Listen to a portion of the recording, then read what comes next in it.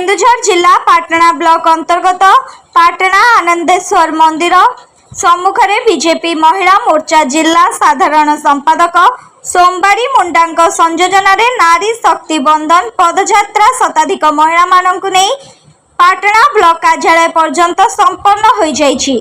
एही पदयात्रा रे राज्य बीजेपी अनुसूचित जनजाति मोर्चा उपसभापति ममिता नायक, जिला बीजेपी महिला मोर्चा सभापति ममता सिंह, जिला बीजेपी संपादिका विजय लक्ष्मी पात्र, सुचित्रा महंत, तनया बारिक समेत जिला बीजेपी युव मोर्चा सभापति सबीर दास, पाटणा निर्वाचन मंडली संयोजक सुदर्शन महांती, सत्यव्रत नायक, प्रवीर नायक, रमेश चंद्र महंत, नरहरी महंत, महेंद्र नायक, मित्रभानु महंत इत्यादि नेतृत्ववृंद एही कार्यक्रम रे योगदान करथिले।